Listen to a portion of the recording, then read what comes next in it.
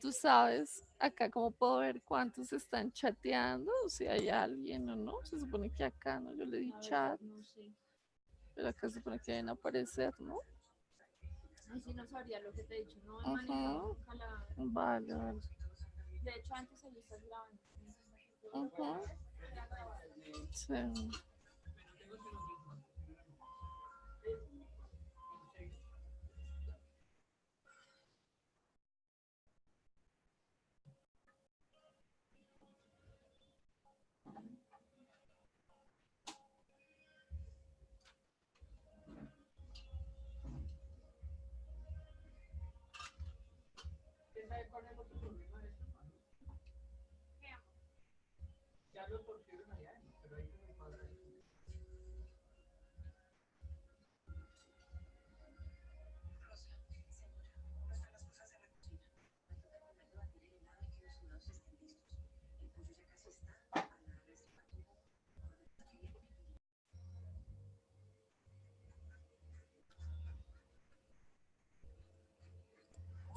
Buenas noches, queridos estudiantes.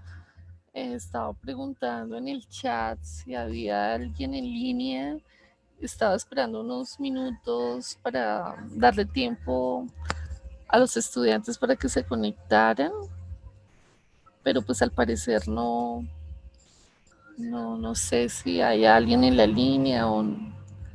Entonces, básicamente quisiera contarles en qué consiste la economía política, cuáles son como los principales elementos que vamos a ver a través del curso.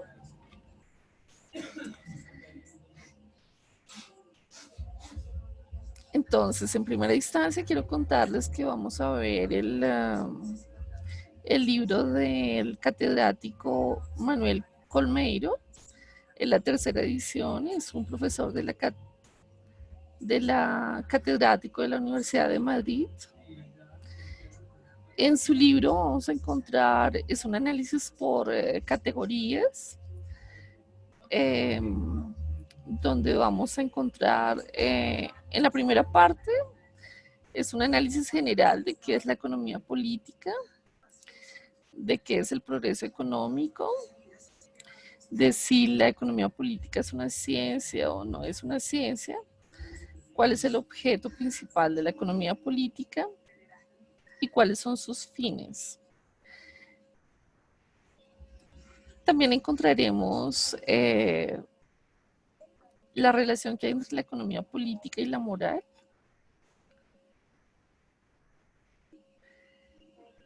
De igual forma encontraremos qué tipo de relaciones hay entre la economía política con otras ciencias, la importancia de la economía política, será un balance historiográfico de los principales autores de la economía política. Luego, en una primera parte, eh, que abarca todo lo que tiene que ver con la producción de la riqueza, cómo se produce la riqueza. Entonces, este autor hace un análisis en cada uno de los capítulos por categorías o por conceptos, como lo quieran llamar.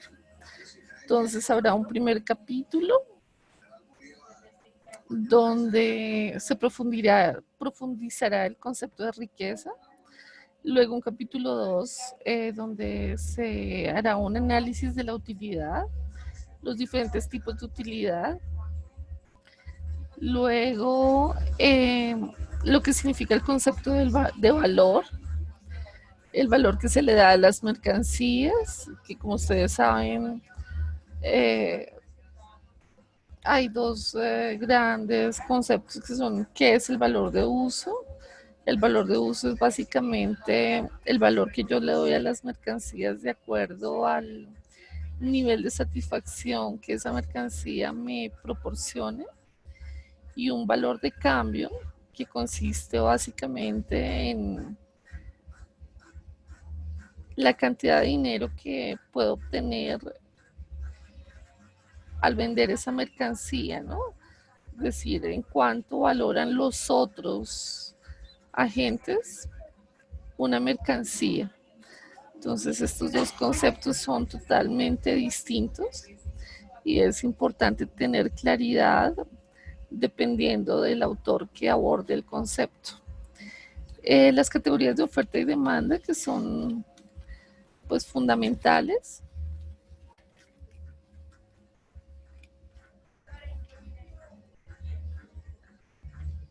El precio, ¿qué es el precio?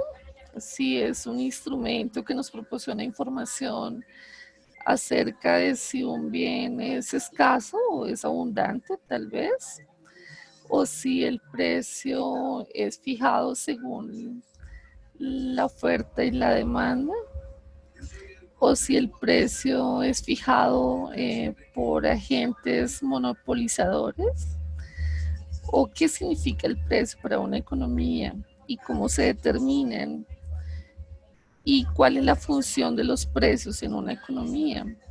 Si este permite el equilibrio entre la oferta y la demanda o cuál es la función principal de los precios y cómo nos afecta, ¿no? Que definitivamente los precios son una categoría económica que incide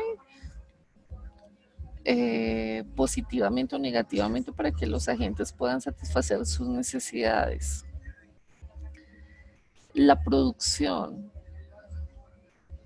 es una categoría muy importante, estudiada especialmente por los clásicos. Los clásicos, especialmente Adam Smith, la estudia a profundidad, ya que pues él piensa que lo fundamental es incentivar la oferta para poder lograr como un crecimiento económico mucho más eficiente. La categoría del trabajo.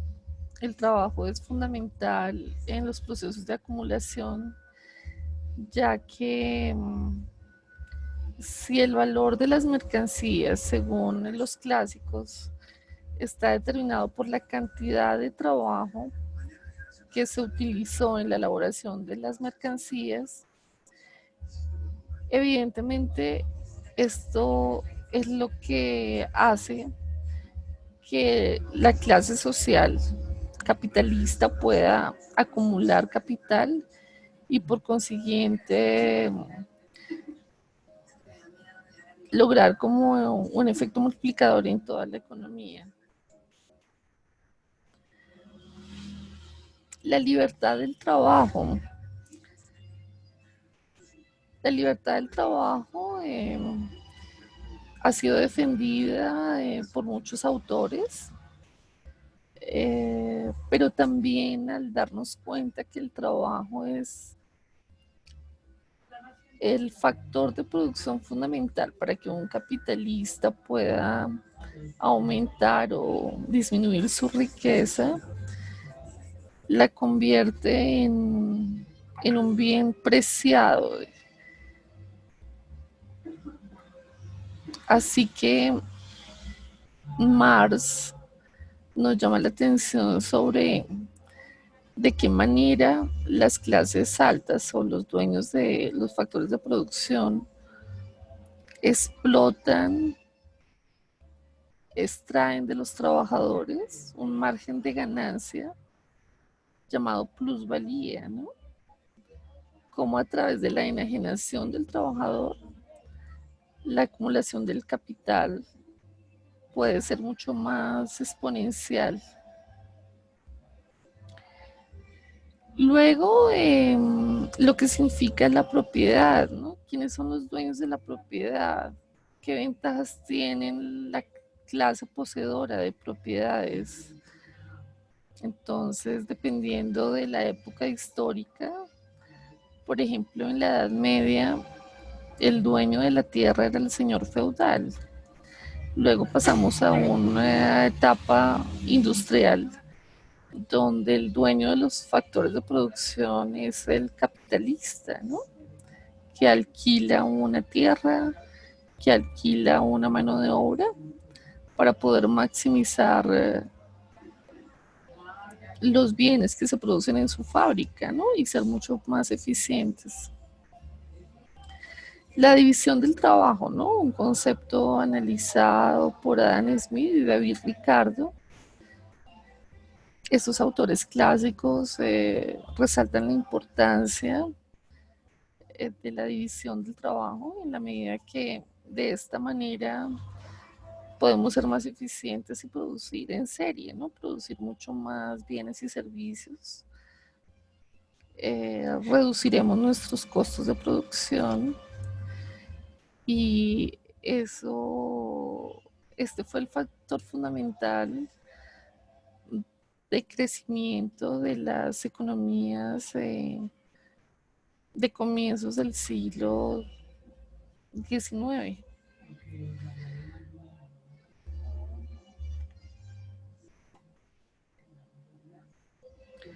Luego, en la última parte, es importante mirar el tipo de relaciones de producción que se da entre ya sea el señor feudal y el vasallo.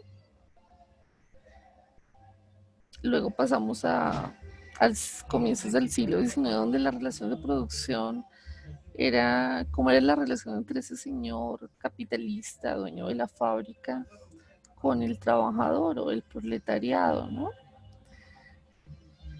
¿Qué tipo de luchas y conflictos y contradicciones se daban entre estas diferentes clases sociales?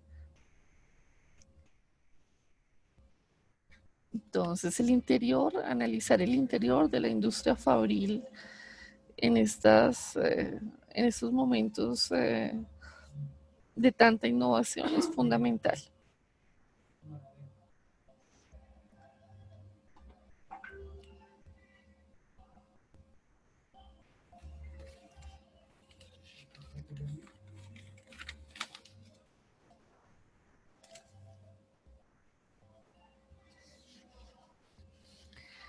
Bueno, es importante dentro de la economía política tener claro qué es la economía, que definitivamente es el debate continúa, si es una ciencia o no es una ciencia, si cuál es el tipo de método científico que utiliza, si es conveniente usar el mismo método que usan las ciencias exactas, o si por el contrario la economía necesita el apoyo de otras áreas del conocimiento como la antropología, la sociología, la estadística, la econometría.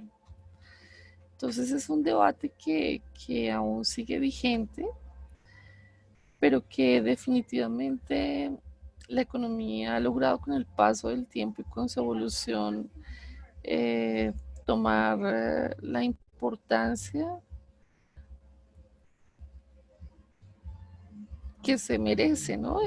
La economía es la ciencia que estudia la administración de los recursos escasos y en un mundo tan complejo, tan convulsionado, tan lleno de angustias y que hemos visto en los últimos días, las revueltas que se han presentado en países como Ecuador, como Bolivia, como Chile, es un poco el inconformismo de las clases sociales. Nos muestra que esas contradicciones que mencionaban los autores clásicos hacen que las sociedades se desarrollen y evolucionen.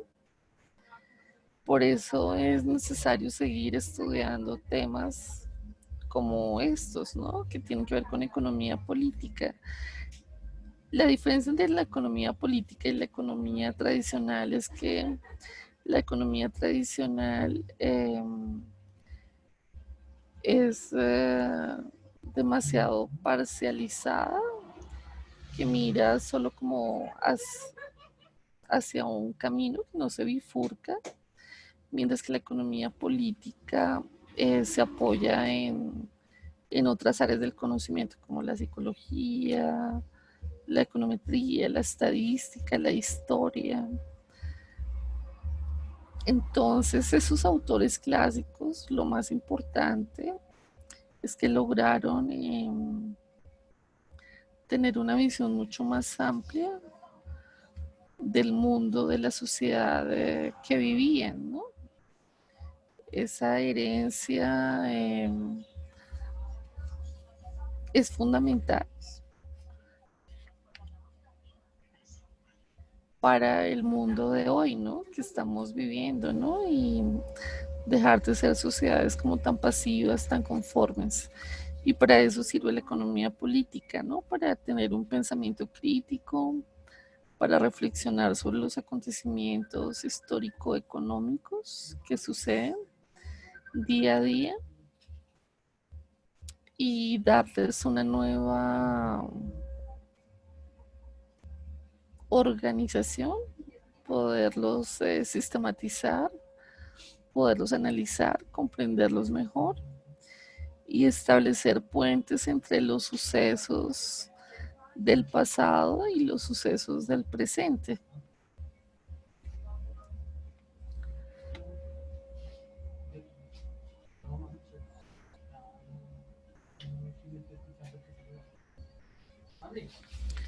Hay otros libros que también quisiera como referenciarles y que nos van a servir mucho. Entonces, lo interesante es que los podamos leer y que en el chat de este curso podamos discutirlos. Entonces, les recomiendo mucho el libro de Axel Kicillof. Eh,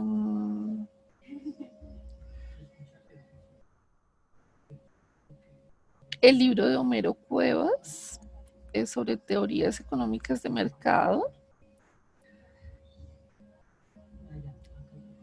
Allí podemos encontrar el pensamiento, el contexto de los principales representantes de la economía política, que como les había mencionado la sesión anterior, pues son básicamente Adam Smith, David Ricardo y Carlos Marx.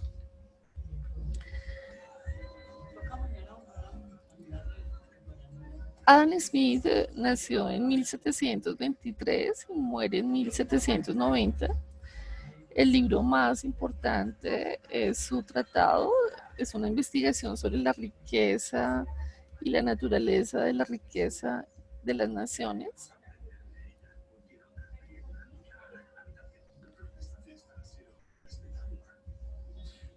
Allí estudia a profundidad qué son los precios de equilibrio, las tasas naturales, qué son los salarios y la importancia que tienen los salarios para una economía y para los demandantes de bienes y servicios. Nos define la tasa natural de ganancia, cuál es la importancia de la renta de la tierra y qué disputa tienen los que rentan la tierra versus el problema de la distribución de esa riqueza. La teoría del valor trabajo, que es explicada detalladamente por Adam Smith, donde nos explica qué significa la división del trabajo para la acumulación de capital y para la libertad de mercado. Él definitivamente pregona una libertad del comercio internacional y él intenta promover tanto la libertad económica como la libertad política, ¿no? Son dos cosas que para él deben ir de la mano.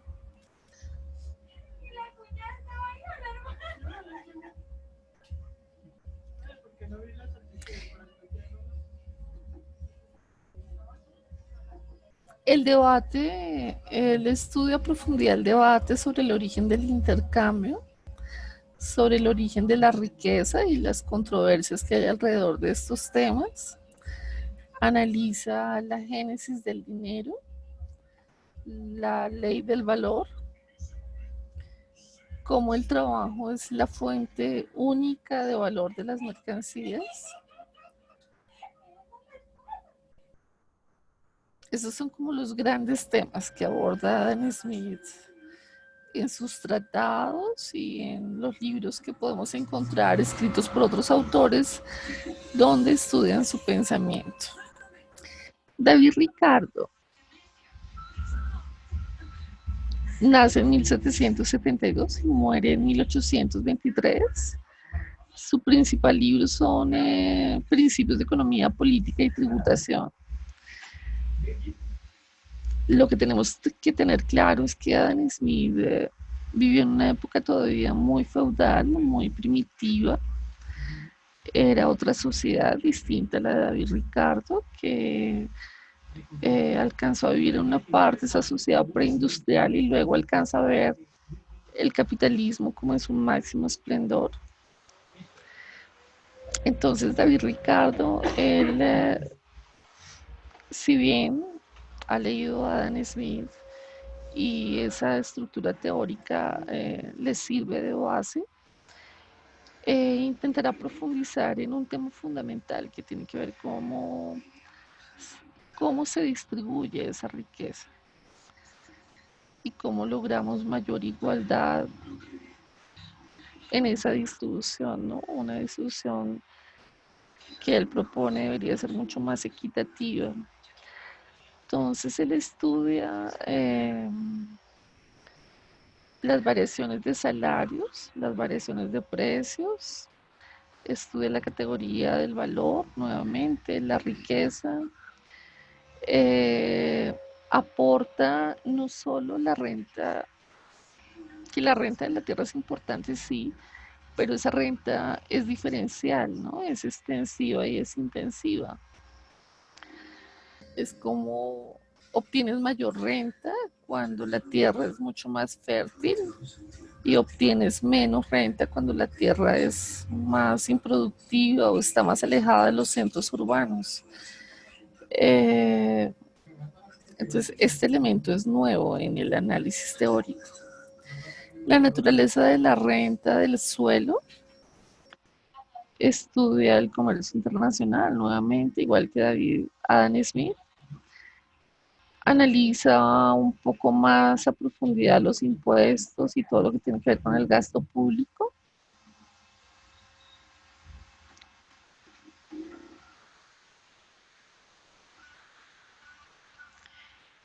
Examina los límites de la acumulación del capital.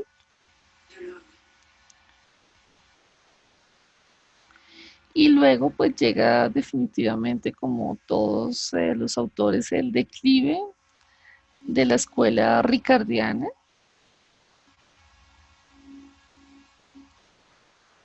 que son procesos normales, digamos, de cada corriente teórica, ¿no?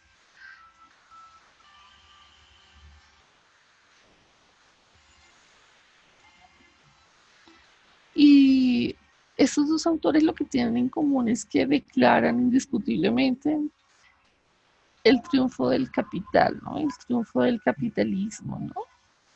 Es lo que podemos ver contundentemente a lo largo de, pues a finales del siglo XVIII y comienzos del siglo XIX.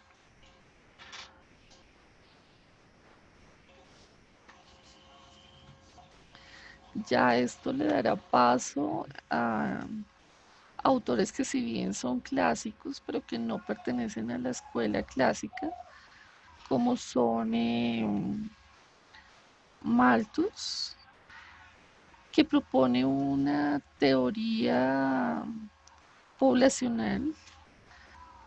Su hipótesis básicamente consiste en que a medida que aumenta la población, disminuye la cantidad de alimentos que esta población puede tener, ¿no? Entonces la relación es inversamente proporcional entre el, el consumo y el nivel de natalidad. ¿Cómo hago aquí para cambiarle al artista? No sé cómo hago. O sea, tanto Malthus como luego Carlos Marx si bien son autores clásicos, son contradictores y son críticos de la escuela clásica.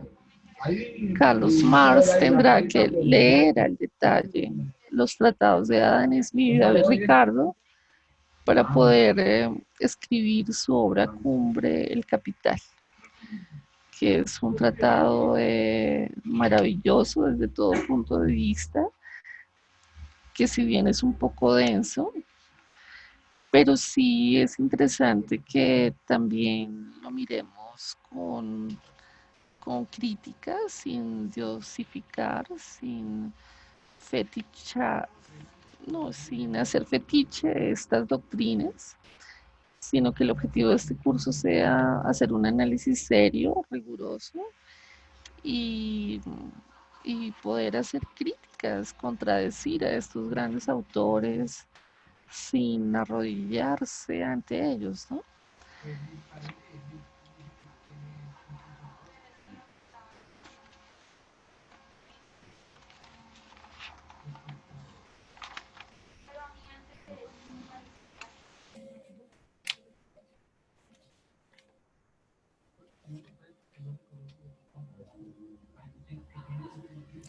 Entonces, es fundamental decir que todos los campos de estudio tienen su propio lenguaje y su forma de pensar.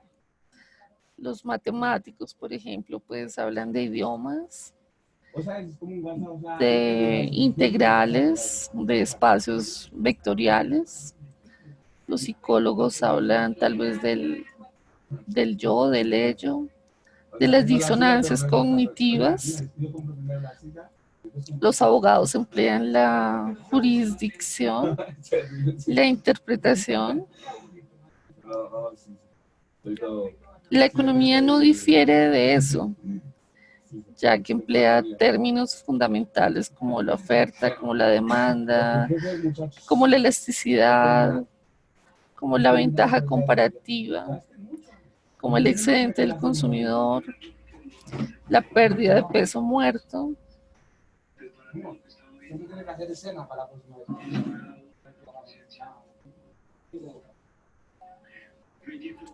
Entonces, al comienzo, a ustedes les parecerá que el lenguaje es un poco enigmático, poco comprensible, pero pronto, a medida que vayamos leyendo el libro guía y vayamos entendiendo cada una de las categorías fundamentales de la economía política, entender el valor y del vocabulario que usan la economía política, esto les dará una nueva y útil manera de pensar acerca del mundo que nos rodea. El propósito de este curso es poder entender cómo piensan los economistas políticos y cómo intentar acercarnos a un conocimiento que pues para muchos de ustedes será desconocido, pero que poco a poco iremos acercándonos a este lenguaje que, como decía anteriormente, les puede parecer un poco complicado inicialmente.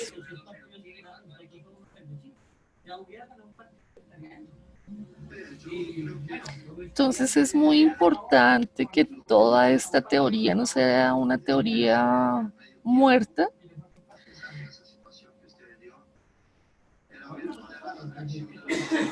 sino que esta teoría nos permita entender el mundo, ¿no? Ese mundo que tenemos, con el que tenemos contacto día a día.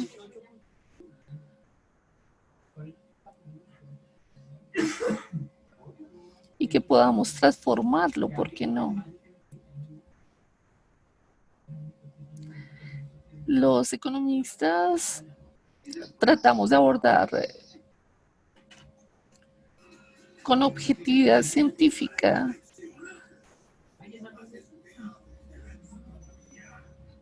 todo, ¿no? De la misma manera como lo hacen los físicos cuando abordan el estudio de la materia o cuando los biólogos abordan el estudio de la vida.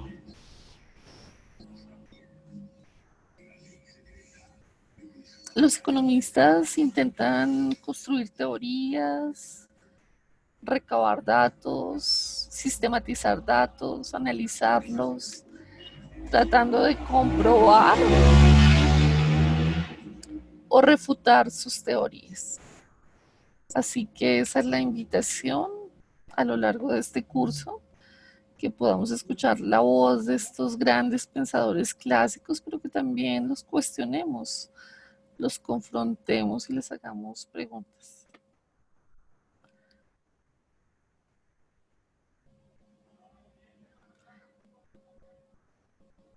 Así que ha sido un placer y espero que empecemos a leer el libro guía